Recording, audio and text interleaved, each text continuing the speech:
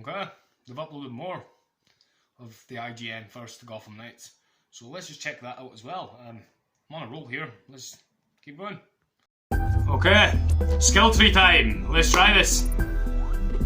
Gotham Knights has an unexpected philosophy at its heart. While it might be a game about 4 superheroes trying to fill the void left by a murdered Batman, the developers don't want you to feel like you're creating 4 successors. They want you to find a favourite and turn them into a single, new Dark Knight. See, we always understood that there had to be a sense by the end of the story, by the end of your kind of investment in the hero, that you have in some way transcended the obvious potential of this character. Robin looks sick there, so the Batgirl. Symbol. This is someone who I believe can fill the vacuum Batman has left behind. So that's such an essential aspect of the fantasy that we felt like there needed to be a moment where that was reflected in the ability tree. Skill tree looks good here. RPG foundations of the game. With that overall philosophy in mind, a game mechanic that has you constantly changing and experimenting with new techniques feels apt. Gotham Knights offers a lot of options in that regard, from new superhero suits there's a lot to see here. ability changing gear, but it doesn't make that idea clearer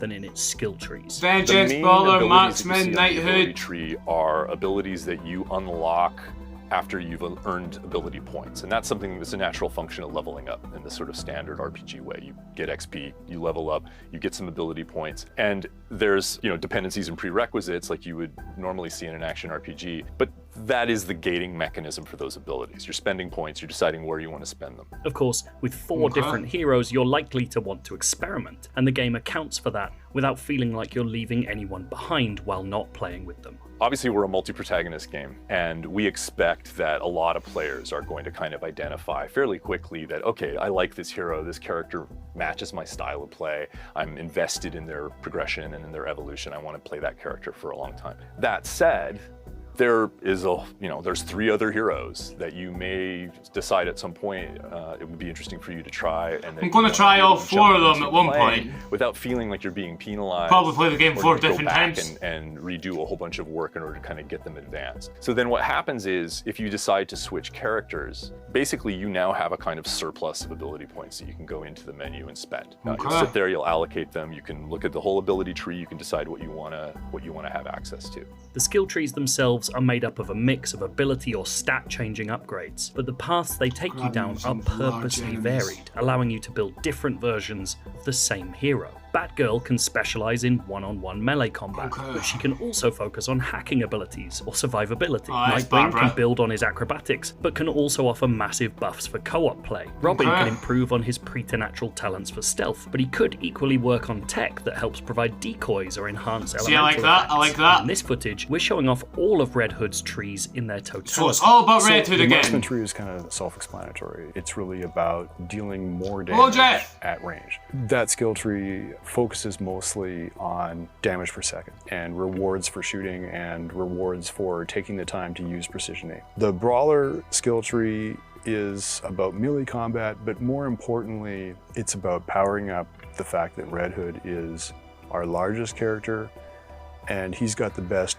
grab and throw mechanics in Gotham Knights. That's a really, sort of brutal hand-to-hand focused skill tree. So if you're into that style of play, it's a great place to invest early to get the most out of Red Hood. The Vengeance tree is essentially reflecting Red Hood's rage in different ways. He can be an intimidating character. It's sort of about leveraging parts of his personality and embodying them as abilities that allows him to be more frightening and to deal more damage against certain types of enemies that he is truly angry inside about. Now, you may have noticed that there's a 4th tree on that list, Knighthood. Perhaps the most interesting of all the ability options, Knighthood is available for every character and represents a moment of self-actualization where your hero has worked out how they can become their own grabbing the target rather inflicts than fear just and... a Oh, I've new already read that. Knighthood will begin to unlock after a specific point in the story, but every character will have to complete a set of unique challenges to begin earning the abilities inside. Unlocking the Knighthood tree gives you a couple of things. It unlocks the heroic traversal for that hero. So if you're Batgirl, suddenly you can glide.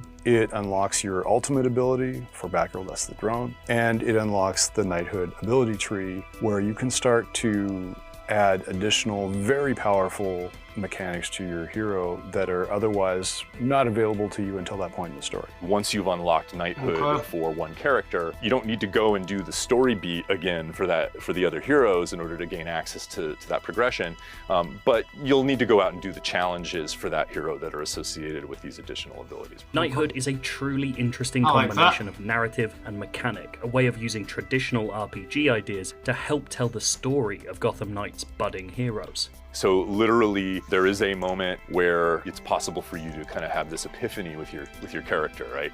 It can be the moment that Robin suddenly, he's like staring at the Batman shrine in the Belfry, and he's like looking at the gauntlet, thinking about the technology and how Batman used it, because he's like the most recent member of that team, and Robin's thinking to himself, wait a minute, Batman wasn't just what was in the Batcave or just what he had on his person. It was also his relationship and his connection to the bigger universe of these superheroes, right? The Justice League satellite. So that's kind of the moment where he goes, wait, I can tap into that. I can absolutely tap into that. And if I use it this way, it's going to open up a set of abilities and some ways of fighting crime. And so that first moment is what opens up his heroic traversal. It's where he goes, I can do short-range teleportation. So, these are the kinds of sort of thematic links that we've tried to create with the Knighthood branch. And alongside all of these skill trees is another menu of unlockables, momentum abilities. These amount to special attacks that can be assigned to specific button combos. Many of the momentum abilities tie into the skill trees, but they're earned differently. In the case of the momentum abilities, you're getting those by engaging in challenges in the world. When you look at the momentum ability breakdown, in order to unlock that, I need to do the following 4 or 5 things. The most amount of synergy between abilities in different trees actually happens between the momentum abilities tab and the rest of the trees. For example, Batgirl's Beatdown is a momentum ability, but can be powered up by other abilities in her tree that allow her to do it more effectively and with piercing damage, which the ability doesn't usually have at the start. The developers' goals with all of these trees isn't just to tack on RPG mechanics to an action game, but to provide a legitimate sense that your heroes are growing, learning and changing throughout the course of Gotham Knight's story. As a player, you're being asked to help create your own versions of those heroes, and the team doesn't want you to simply be able to fill out an entire skill tree on your first playthrough, encouraging you instead to pick and choose carefully. If you're playing through Gotham Knights in a regular way, so I'm going after all of the main story arcs and I'm fighting the villain arcs, I will have unlocked most but not all of the skill tree. So your choices are always going to matter at least as far as what it takes for you to beat the story. I think players will and probably should mix and match to get the best out of the abilities in Gotham Knights. We know that players will choose ability clusters as we've arranged them in the trees because they are excited about an individual ability. But there is a lot of synergy between trees, and also you kind of have to experiment to find out what you really like. So I do expect that players will mix and match quite a lot. If you want to know more about Gotham Knights, we have got tons for you in this month's IGN First campaign, including the first 16 minutes of gameplay and how Gotham was built as a brand new city with 400 years of history. Is that you done, my friend? I think I'm done.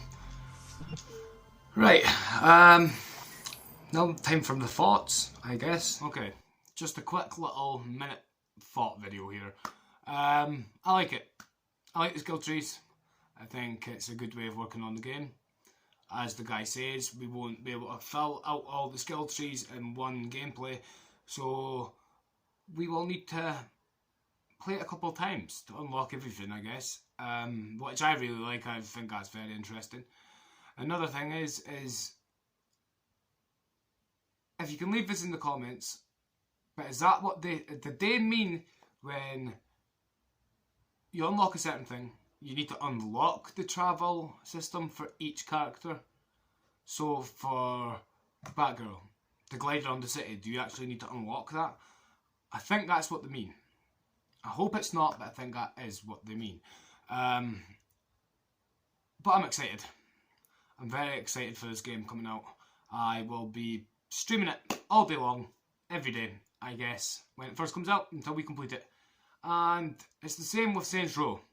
I'll be picking up Saints Row a couple of days after it comes out. So expect that next week. But until today, there'll be another video up. So I'll see you then. Like and subscribe. Yeah, boy!